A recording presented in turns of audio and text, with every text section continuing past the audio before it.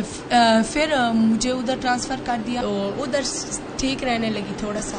پھر دیکھیں اللہ کی کرنی, ایک اتنی A+ گریڈ والی بچی اس ظلموں کے بعد اس نے FSC میں میرے آئے تقریباً 650 مارکس پہ چلی گئی, C گریڈ میں چلی 1100 میں سے. جی جی, کہ 9 سال تک سوتیلی ماں نے مجھے نشے کی دوائی کھلائی ہے, اور وہ ایک ایسا انجیکشن بھی لگاتے تھے کہ 2 ہفتے تک میں بھوکی پیاسی پڑی رہتی تھی اندر کمرے میں, اندر تھونڈی لگا کے لاؤ. تو شادی کا قصہ اگر بتانا چاہیں تو؟ شادی کا قصہ یہ ہے کہ وہ جو جمیل صاحب کی پہلی بیوی ہے نا, سوتیلی خالہ نا, تو وہ شاہدہ جمیل, تو ان کا اس کی شادی ہوئی تھی جمیل صاحب سے؟ اس کی شادی ہوئی تھی جمیل صاحب سے 25 سال پہلے. وہ بھی ان اے سینس ایک ٹیچر ہے. جمیل 17 ایئرز چھوٹا ہے شاہدہ سے. اور جب آپ کی شادی ہوئی تو کیا ایج تھی کس کی؟ جمیل صاحب کی. جمیل کی 49. 50 ایئرز. اور آپ کی اس وقت کیا عمر تھی؟ میری 25. اور یہ آپ نے خود کیا فیصلہ یا والدہ نے؟ ہاں. یہ میں 5 دن اندر روتی رہی بھوکی پیاسی, مطلب میں نے باہر آنا چھوڑ دیا. تو یہ پھر فیصلہ آپ کے ابو نے کیا؟ میرے ابو نے کیا اور سوتیلی ماں نے کروایا فورس کر کے. اور آپ 5 دن روتی رہی, کھایا پیا نہیں آپ نے؟ کھایا پیا نہیں, لیکن پھر بعد میں ابو کہتے ہیں اچھا ہے میرا شہزادہ ہے, تمہیں ہوش رکھے گا, اچھا بندہ ہے.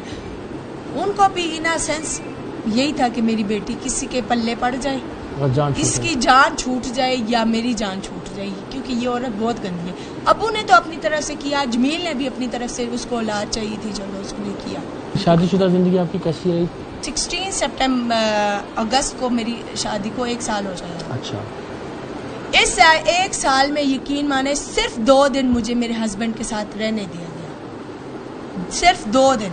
جمیل صاحب کے پہلے بچے نہیں تھے اور اسی لیے شاید انہوں نے شادی بھی کی کہ اولاد ہو جائے. تو آپ کا, اور وہ کہاں ہوتے ہیں؟ دبئی ہوتے ہیں. 2 دن رہے آپ کے ساتھ سال بھر میں؟ نہیں, 1 رات, صرف 1 رات رہے, اور صبح وہ نکل گئے. ان کو بہن بھائیوں نے اور میری مترئی ماں مطلب دور کیا مجھ سے. اپنی والدہ کے زیور اور اپنے نام پر موجود جائیداد کے بارے میں بتاتے بتاتے سعدیہ نے یہ بھی بتایا کہ اس کی والدہ کی پینشن اس کے والد ہمیشہ سے سعدیہ کو ہی دیتے آئے ہیں, جو اس کے والد کی نیک نیتی کا ایک اور ثبوت تھا. امی کی کوئی پراپرٹی تھی, کوئی ان کی کوئی جائیداد تھی, وہ آپ کے نام پہ ہے یا ابو کے نام پہ ہے؟ جی میرے نام پہ ہے. میرے نام پہ ہے. کیا چیزیں ہیں وہ ہے ایک کرتبہ سٹی میں ہے پلاٹ 5 مرلے کا. لیکن وہ آپ کے نام پہ ہے؟ وہ میرے نام پہ. میں سمجھنا یہ سوال اس لیے بار بار آپ سے پوچھ رہا ہوں تاکہ مجھے اندازہ ہو کہ یہ آپ کی جائیداد یا اس کے لیے بھی کوئی. جی اسی کے لیے. اور ایک ہے 16 مرلے کا پلاٹ ہے ادھر منکیالہ میں. ٹھیک ہے. وہ بھی والدہ نے آپ کے نام, والدہ کی وجہ سے آپ کے نام ہوا وہ؟ جی ٹھیک ہے. اور والدہ کا کوئی زیور وغیرہ بھی تھا جو آپ کو دیکھے گئے, وہ رہا آپ کے پاس یا وہ پھر وہ سب ختم. اب بتائیں کہ اب آپ کے ذہن میں کیا ہے؟ اب بھائی آپ ویسے تو ماشاءاللہ آپ خود بھی دلیر ہیں, اللہ میری بہن اللہ سلامت رکھے, کسی کی ضرورت ہی نہیں ہے. کوئی بھی انسان ہے نا, اگر تڑپ رہا ہے یا پاگل ہے, وہ حالات سے مجبور ہو کے پاگل ہے, اور وہ پاگل نقصان نہیں دیتا, وہ اپنے آپ میں گم رہتا ہے, وہ اپنے آپ میں نقصان دیتا ہے. تو یہ نہیں ہے کہ ہر پاس سے اس کی ضلالت ہو. ابھی کیا کرنا ہے آپ کو بتائیں, سوچیں تاکہ ہم نے اس کو ذرا, آپ کے خیال میں کوئی اچھی جگہ ہو جہاں پہ آپ گھر رہنا تو نہیں آپ کے دل میں نا, ان کے خلاف کوئی لیگل ایکشن آپ کو لگتا ہے لینا ہے نہیں لینا, جان سے اچھا ہاں لینا ہے ضرور. عبرتناک میں اس لیے لڑی ہوں کہ میں اس قدر اذیتیں, اس قدر زخم اور اس قدر کرب میں نے اس لیے برداشت کیے, اور اس لیے آواز اٹھائی ہے کہ وہ جو میری ماما کا پلاٹ سونا اور 60 لاکھ کے قریب میری امی کی بینک بیلنس ہے, وہ بھی اس وقت زرداد صاحب ہوتا ہے, فاضرہ بی بی صاحب. اور جو پینشن آ رہی ہے وہ بھی ان کے آپ کے ابو کو مل رہی ہے 50,000 کے قریب آپ بتا رہی ہیں. ٹھیک, لیکن وہ ان کا کوئی احسان ہے یا ایسے ہی دکھاوے کے طور پہ وہ مجھے دیتے تھے. سعدیہ کا کہنا تھا کہ وہ اپنی سوتیلی ماں کے خلاف مقدمہ درج کروانا چاہتی ہے, لیکن باپ کے خلاف کسی طرح کی کوئی کارروائی نہیں چاہتی. ناؤ اگر ہم نے کوئی لیگل ایکشن لینا ہو تو کس کے خلاف آپ نام لگوانا چاہیں گے FIR میں؟ FIR میں فاضرہ بی بی سوتیلی ماں, اوکے, شاہدہ جمیل سوتیلی خالہ, راشدہ بی بی سوتیلی خالہ. وہ انصاف پہ مبنی ہو. والد کا نام نہیں, ٹھیک ہے, شور کا نام بھی نہیں. اوکے. اور اس کے علاوہ یہ جو یہ حالت ہوئی ہے میرے اب بھائی، یہ مجھے بتاؤ یہ کب ہوا اور کیسے ہوا اور کیا اس کے پیچھے کیا لڑائی ہوئی تھی؟ 2-3 دن پہلے کی بات ہے. مجھے ہو رہا تھا کان میں سویر درد، کان کے پر درد بہت شویر ہوتا ہے، میری پاس پڑ چکی تھی. اچھا. ابو کو کھٹکھٹایا دروازہ، میں نے کہا ابو آئے تو مجھے کوئی میڈیسن پلیز دے دیں. تو ابو اندر پتہ نہیں نماز پڑھتے کہ کیا، وہ رات آ گئی دروازے کے پاس ڈنڈے لے کے، اور اس کے بچے بھی سارے گندی گندی گالیاں دینے لگے میرے ماموں کو، نانا ابو کو، اور پتہ نہیں مجھے بھی بولا کہ جمیل تو میں صحیح سے ایسے نہیں کرتا، تو تم پتہ نہیں کیا کیا اس طرح سے. اور نعوذ باللہ ایسا کوئی مسلمان عورت یا بیٹی سوچ بھی نہیں سکتی. تو انہوں نے پھر کیا کیا آپ کو جب یہ دروازہ؟ پھر انہوں نے میرے پاؤں پہ ڈنڈے مارنے شروع کر دیے، اور مطلب مجھے ہر طرح سے مارنا شروع کر دیا. پھر ابو کو غصہ آیا کہ مطلب سعدیہ اتنا اونچا اونچا کیوں بول رہی ہے. پھر بھی میں اونچا اونچا بولوں، میں ابو کو کوس رہی ہوں کیونکہ ابو مین کلپریٹ ہے. تو وہ کیا ہوا کہ یہ مجھے دھکے دے رہے تھے، تو وہ میرے ویٹ سے یا میرے گوشت سے یا کس طرح سے وہ نا پنکھا ہلا، چلتا ہوا پنکھا ہلا، اور اس کا اوپر سے کور اتر گیا، چھجا لگا ہوتا ہے، چھجا لگا ہوتا ہے وہ اتر گیا. تو وہ تھا بجلی میں، اور اس چلتے ہوئے فین میں میرا ہاتھ آیا اور انہوں نے دروازہ نہیں کھولا. اور یہ کتنی دیر آپ ایسی زخم کے ساتھ پڑی رہی؟ تقریباً 4 گھنٹے. سعدیہ کے فون سے ہی ہمارا رابطہ اس کے والد سے ہوا.